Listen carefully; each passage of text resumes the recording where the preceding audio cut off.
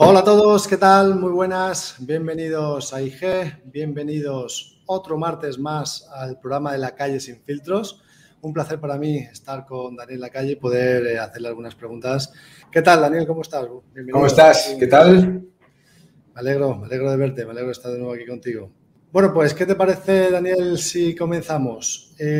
Vamos a hablar de macroeconomía a nivel general, ¿no? Y hoy hemos tenido datos de inflación tanto en España como en Alemania. Parece que los datos de inflación pues, se van reduciendo, incluso la inflación subyacente.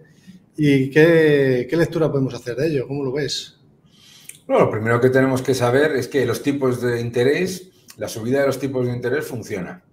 Gracias a la subida de los tipos de interés, las materias primas a nivel global, en mercados internacionales, están la inmensísima mayoría por debajo de los niveles de hace un año y no solamente por debajo, sino muy por debajo, ¿no? El precio del petróleo, el gas, la gasolina, el trigo, etcétera, etcétera. A pesar de la guerra y de la reapertura de China y de una economía global que va a crecer todavía un 2,6%, las materias primas internacionales se han desplomado y el efecto es monetario. Ha sido la subida de tipos y la contracción monetaria. Y eso se está reflejando en una moderación de la presión inflacionista. ¿Qué es lo que nos tiene que preocupar? Pues yo creo que lo que nos tiene que preocupar fundamentalmente es que esa moderación en la presión inflacionista es muy pequeña. Muy pequeña, porque claro, la inflación es acumulada y la inflación está pues todavía a unos niveles muy por encima de lo que sería normal si se hubiese llevado a cabo la normalización monetaria que se debería haber llevado a cabo, ¿verdad? Por lo tanto, el dato de moderación de inflación normal, perfectamente aceptable, pero mucho cuidado porque hay un efecto base. Mucho cuidado porque hay un fuerte efecto base y que el efecto base empieza a darse la vuelta a partir de julio o agosto. Por lo tanto, yo creo que lo que hay que ser es cautelosos y teniendo en cuenta que además pues, la medida de inflación que, por ejemplo, la Reserva Federal analiza con más detalle, que es el PCE Index, ¿no? El índice de precios al consumo, pues lo que todavía refleja es una inflación persistente y elevada. Hoy se espera, ¿no?, ese dato de inflación también en Estados Unidos, se espera que sea el 4,1%. Hemos visto que es cierto que la Reserva Federal ha venido comentando, ¿no?, que probablemente podría hacer una pausa en esa subida de tipos, que es lo que el mercado de cierta manera está descontando. Aunque si nos fijamos luego en los futuros sobre fondos federales, es cierto que a partir del mes de julio había una posibilidad, ¿no?, o por lo menos eso estaba descontando el mercado, de que pudieran volver a haber alguna subida de tipos de interés, sí, como ha hecho Canadá y como ha hecho Australia. ¿Tú crees que vamos a ver alguna subida de tipos de interés adicional? ¿Cuál crees que va a ser la política que va a tener la Reserva Federal de aquí a futuro durante este año 2023? Bueno, si yo estuviese en la Reserva Federal, yo pensaría, vamos a ver, hemos subido los tipos, la economía no va mal, el empleo no va mal, los datos de producción industrial, de crédito, etcétera, no van mal, no van fantásticamente, pero no van mal. Por lo tanto, el escenario ese de aterrizaje suave que comentaba el propio Jerome Powell, pues puede estarse conformando. Así que si yo estuviese en la Reserva Federal, aprovecharía para subir los tipos, lo que se tengan que subir, claramente, ¿no? Lo que se tengan que subir de cara a, por lo menos, pues yo me plantearía 2 subidas de tipos más, ¿eh? Pero es probable que hagan lo que tú dices, es probable que lo que hagan es una subida y luego esperar a ver. A mí el concepto de esperar a ver nunca lo he entendido, ¿no? No entiendo quién se cree de verdad que si esperas 3 meses y luego subes los tipos va a tener un impacto diferente a si los subes ahora, ¿no? Yo creo que el mercado empieza a descontar que los tipos de interés, recuerda que hace unos meses el mercado estimaba que iba a haber una fortísima bajada desde más o menos donde estamos ahora, desde junio hasta final de año. Bueno, pues el mercado ya tiene unas estimaciones más realistas, eso está bien, pero yo si estuviese en la Reserva Federal, desde luego, pues subiría los tipos al menos 2 veces, ¿no? Y Según tu punto de vista, ¿qué serían 25 puntos básicos cada vez o seguir con la manera agresiva que habíamos visto de 50 puntos básicos, que quizás era lo que todo el mundo esperaba que se hubiesen subido antes, ¿no? Que es lo que comentabas antes, que se ha tardado mucho en empezar con esas subidas de tipos? Claro, a mí particularmente me parece que no tiene ningún sentido llevar a cabo ese concepto de la subida de tipos gradual.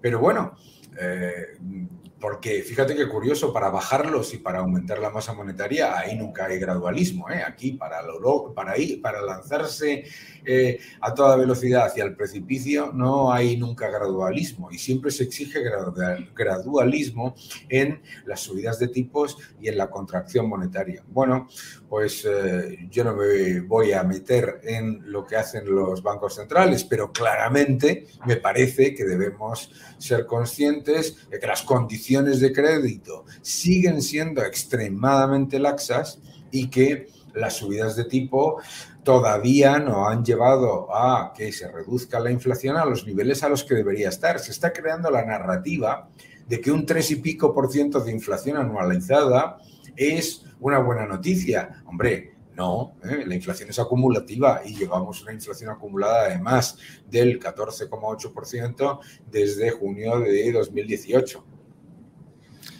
Y en España y en Europa tenemos la misma situación, ¿no? Aquí estamos viendo que todavía llevamos un retraso mayor que Estados Unidos, porque Estados Unidos sí que ha sido más agresivo. Aquí en Europa, como siempre, ¿no? Nos esperamos a ver mucho y pasa mucho el tiempo hasta que empezamos a movernos. Como bien has dicho, ¿no? El momento en el que hay que subir los tipos de interés, aquí la cosa se atrasa, se complica, ¿no? ¿Y qué es lo que podríamos esperar del BCE a partir de ahora? Bueno, no seré yo el mayor fan de cómo actúa el BCE en general, ¿no? No lo soy. Pero por una vez hay que decir que están siendo bastante más proactivos de lo que uno temería, ¿de acuerdo?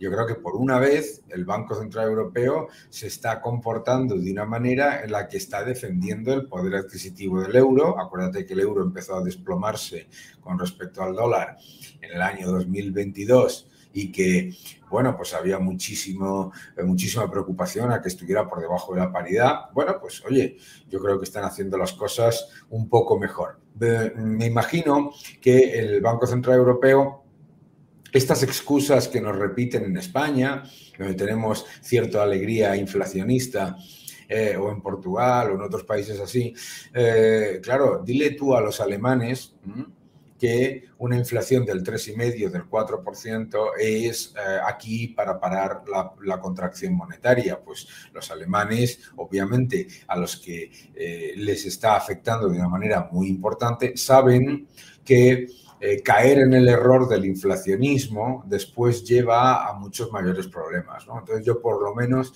pues creo que ahí hay que ser cautelosos y simplemente el Banco Central Europeo que haga su trabajo. A mí me gustaría que la independencia del Banco Central Europeo no se pusiese en cuestión, ¿no?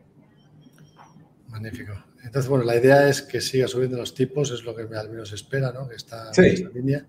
¿Y crees que va a ser más tiempo o que debería ser más tiempo de lo que realmente el mercado está descontando? Porque el mercado descuenta ahora que probablemente serían 2 subidas de tipos adicionales y que luego a partir de ahí podría incluso frenarse. No sé si crees que quizás sea más interesante hacer más subidas debido a que la inflación todavía sigue estando por las nubes. Bueno, si yo fuese el Banco Central Europeo, desde luego haría exactamente lo mismo que hablábamos ahora de la Reserva Federal, ¿verdad? Pero a mí me parece también que es importante, desde el punto de vista de los operadores de mercado, que no intentemos jugar a no se van a atrever, ¿no? Yo creo que si hay algo que se demostró en el año 2022 es que hacer la apuesta a los bancos centrales no se van a atrever a normalizar la política monetaria es muy peligroso.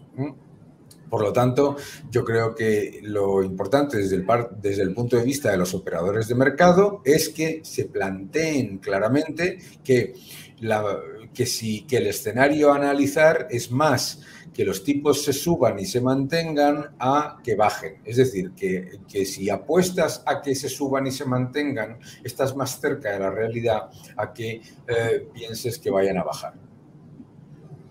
Pues quizás el mercado puede estar descontando otra cosa, ¿no? Porque hemos visto, por ejemplo, subidas en el sector tecnológico muy potente en Estados Unidos, todavía con la idea, ¿no?, de que incluso pudiera haber una recesión por terminar de completarse, que todavía no ha llegado, y el mercado sigue subiendo de manera fuerte. ¿A qué crees que se debe esa subida, sobre todo en la parte tecnológica?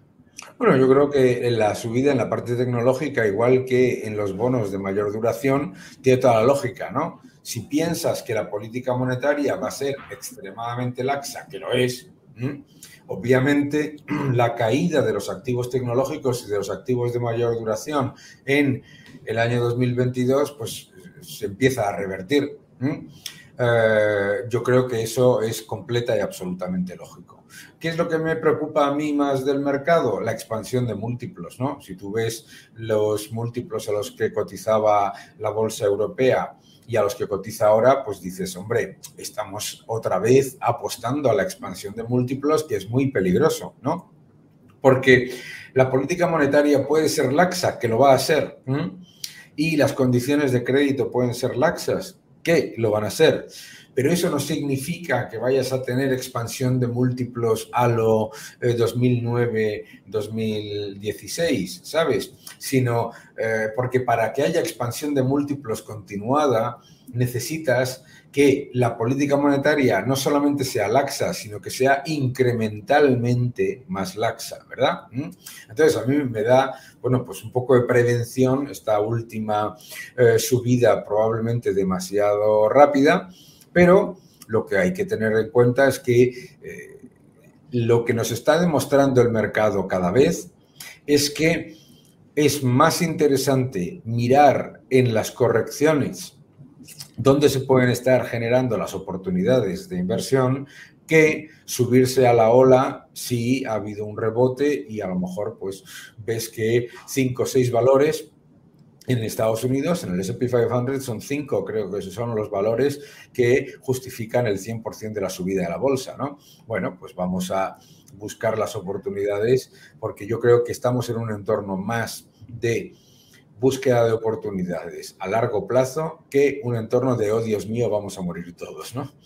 Sí, sí, además justamente la semana pasada vimos cómo el Russell 2000, que había estado cotizando en un pequeño rango ahí lateral, terminó rompiendo al alza el rango. Y era, sí, pues son las compañías que en principio... más pequeñas, más orientadas a la economía norteamericana.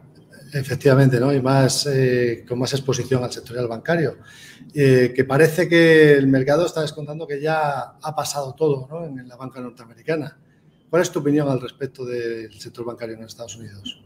Bueno, sobre el sector bancario en Estados Unidos y no en Estados Unidos, porque es que volvemos a la retórica de toda la vida, de que a la narrativa, de que es que todo esto es un problema de los bancos norteamericanos y que los bancos europeos están todos fenomenal. No, todos tienen sus retos muy importantes, años de rentabilidad sobre activos tangibles negativa, años de muy bajos niveles de márgenes y viene ahora, y ahora lo que vienen son las provisiones, obviamente, no pasa nada.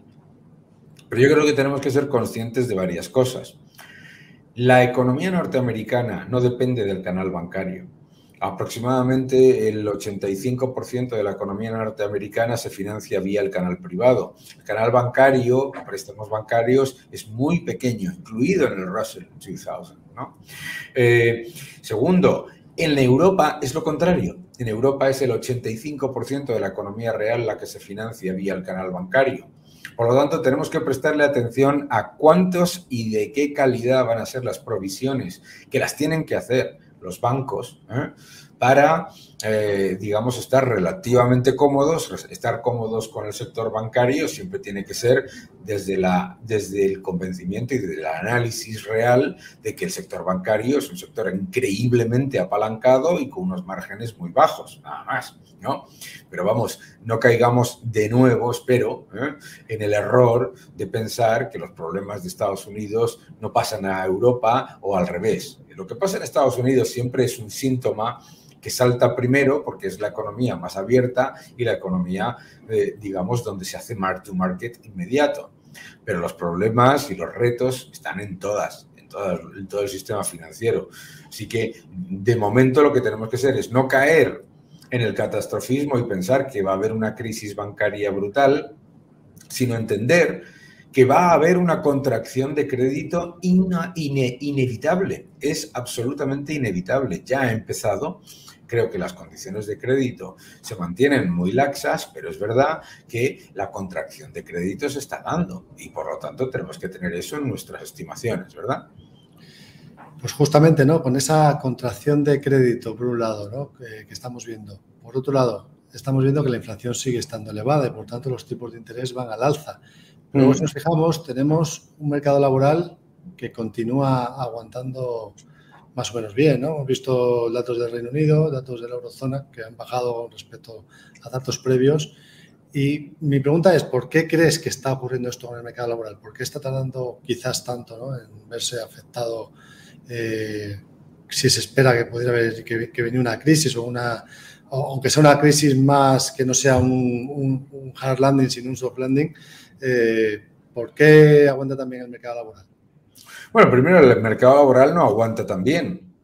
Eso es lo primero que tenemos que entender. Bueno. O sea, llevamos ya, nos vamos acostumbrando poco a poco a datos de mercado laboral que los miramos vía la tasa de paro. Pero la tasa de paro dice muy poco al final, ¿sabes? Por ejemplo, si tú miras la tasa de empleo y la participación laboral en Estados Unidos, pues lleva estancada mucho tiempo, ¿verdad? Por lo tanto, yo creo que lo más importante es el mercado laboral no es un indicador adelantado, nunca lo ha sido, ¿no? ¿Te acuerdas perfectamente en el año 2007-2008 cuando nos decían que cómo va a haber crisis si se crea más empleo que nunca, bla, bla, bla, bla, lo mismo de siempre, ¿no? El mercado laboral no es un indicador adelantado, es un indicador atrasado, ¿de acuerdo? Lo segundo que tenemos que entender, pues que las condiciones de crédito siguen siendo extremadamente laxas, ¿no? Entonces, eso añadido al factor de que el sector servicios está tirando de la economía de los países desarrollados, porque el manufacturero ese está en contracción desde hace mucho tiempo. Pero el sector servicios lo está haciendo admirablemente bien. Entonces, yo creo que hay que ser conscientes de que mientras el sector servicios siga tirando de la economía, el factor empleo se va a mantener relativamente estable. Claro, en Inglaterra, pues tienes un nivel de paro del 3,9%, pues vamos, es pleno empleo. Pero tienes otros factores importantes, ¿no? En Alemania también, pues prácticamente pleno empleo, 3% de paro, ¿no? O sea, yo creo que eso está muy bien. Pero tenemos que ser conscientes de que todo eso no necesariamente nos indica que no vaya a haber una recesión, ni muchísimo menos nos indica que todo vaya bien. Yo creo que simplemente es un factor más. Lo que sí nos dice, al menos, es que yo creo que la posición por parte del sector servicios de cara al riesgo de una crisis ahora mismo es muy baja. Es muy, muy, muy baja. Muy baja. Y eso a pesar de que la confianza del consumidor baja, a pesar de que los salarios reales están bajando, a pesar de que el ahorro familiar se está consumiendo. Pero la percepción del sector, desde luego, es relativamente positiva. Bueno, pues yo creo que nos estamos moviendo más hacia un riesgo de estanflación que hacia un riesgo de una crisis, o por lo menos una crisis como la del 2008, porque esta inflación es crisis igual, ¿no? Claro, mucha gente te dice, no, es que no hay crisis. Hombre, si tu salario real ha caído un 7, un 8%, si estás consumiendo ahorro y si la economía lleva en contracción el sector manufacturero, no 2, 4, sino 6, 8 trimestres, obviamente estamos viviendo, digamos, una crisis digamos, escondida, ¿no? Una crisis que parece que en realidad no es una crisis, simplemente ¿por qué? Porque la estamos comparando con la de 2008, pero es que las crisis no son iguales todas, ¿no? Y la del 2008 no fue igual que la del 2001 y la del 2001 no fue igual que la del 77. Claro. Me gustaría preguntarte por España, que yo creo que es muy interesante, ¿no? Todo esto de lo que estamos viviendo aquí, pero veo que nos ha dejado Joan una pregunta, me parece que creo que puede ser interesante también comentártela. Me dice Joan, nos dice, ¿es viable que Alemania reemplace el gas natural ruso económico y competitivo por hidrógeno, siendo el hidrógeno un vector energético y no una fuente de energía como el gas? Saludos. A corto plazo no. Vamos, completamente imposible, completamente imposible. Nosotros siempre que hablamos de energía, la gente habla del suministro energético, de la parte upstream, pero no se está hablando de la enorme cantidad de inversiones en transmisión, en distribución, que serían necesarios para siquiera generar un diferencial en ese factor, ¿no? Yo creo que el hidrógeno es un factor interesante que se puede analizar dentro de toda una serie de alternativas adicionales, pero vamos, no sustituye ni al carbón ni al gas natural a corto plazo. Otra cosa es a largo plazo, pero no, y tampoco a largo plazo. Pero yo creo que hay que tenerlo en cuenta dentro de lo que en realidad nos debería preocupar, que no es sustituir todo por todo o todo por renovables, sino tener un mix energético competitivo y diversificado que te permita reducir la exposición a los activos más volátiles o problemáticos en los momentos en los que no funcionan. Es decir, si tienes muchas renovables que son volátiles e intermitentes, bueno, pues tener suficiente backup, sea de gas natural, sea de nuclear, sea de hidráulico, para no tener problemas de suministro. Y lo mismo con el gas natural, si se dispara el precio o si hay una guerra o lo que sea, ¿no? Bueno, si hay una guerra, no, la guerra la hay. Pero fíjate qué curioso, el precio del gas natural está a mínimos previos a la crisis y a la invasión de Ucrania, ¿no? Por lo tanto, yo creo que no contemos con el hidrógeno como una panacea, contemos con el hidrógeno como un vector adicional que nos da más flexibilidad en una política energética orientada a la seguridad de suministro, que es lo que debería importar, ¿no? Pues respondí a esa pregunta para Joan, muy interesante. Vamos, si te parece, a la última, que yo creo que la quiero dejar para el final porque nos afecta, ¿no?, a nosotros que vivimos en España particularmente, y es que la OCDE ha dado las perspectivas de crecimiento para nuestro país para el año 2023, este en el que estamos, y el año que viene, 2024. Y bueno, pues ha dicho que se va a ralentizar el crecimiento este año al 2,1 y hasta el 1,9 en 2024, después de 2 años de crecimiento. ¿Qué lectura crees que le podemos hacer al respecto de todo esto? Bueno, lo primero que no deberíamos hacer es caer en la euforia y en la propaganda del gobierno. Que se revisen esas estimaciones no deja de dejar los datos de España en año 2024 el peor país de los comparables en cuanto a recuperación del Producto Interior Bruto de 2019. Año 2024, el peor país de la OCDE en tasa de paro. Año 2024, todavía un 109,9% de deuda sobre PIB. Un déficit estructural superior al 3,5% y unos desequilibrios fiscales muy fuertes, ¿no? Por lo tanto, a mí me sorprende que nadie, o sea, si yo estuviese en el gobierno y viese esas estimaciones, claramente pasaría de puntillas por ellas. Pero me parece absolutamente alucinante que nadie las utilice de manera eufórica, porque no hay nada de euforia en esa, nada. Y cuando digo nada, es nada. O sea, revisar ligeramente al alza las expectativas de rebote. Tú has dicho crecimiento. Aquí todavía no hemos crecido. Estamos todavía por debajo del PIB del año 2019, después de aumentar la deuda más de 375.000 millones. Entonces, yo creo que lo que hay que ver estas estimaciones es dentro del contexto de lo que hablábamos antes. ¿Qué está pasando? Uno, colapso de las materias primas gracias a las subidas de tipos y a la contracción monetaria. Maravilloso, los países que importamos muchas materias primas, eso hace que la contribución del sector exterior al Producto Interior Bruto sea mayor. Estupendo, muy bien.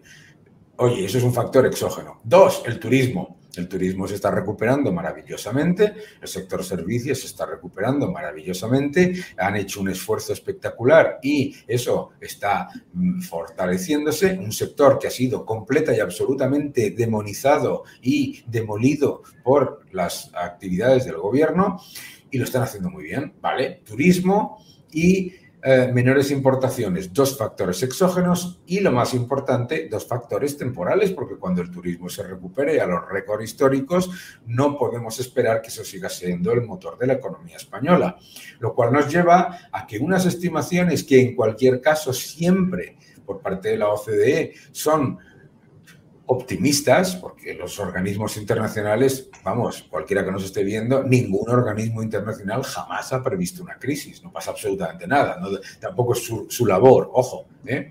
Pero lo importante es que estas estimaciones, con una recuperación de la economía bastante pobre, no son buenas y que tenemos que hacer muchas cosas para embridar lo que son los gigantescos desequilibrios fiscales de la economía española. Pues muchas cosas por hacer, ¿no? Tenemos en nuestro país muchas cosas por ver, a ver qué va sucediendo. Pero bueno, ahí dejamos esos datos, esa idea de Daniel. Como siempre, un placer, Daniel, estar contigo un martes más.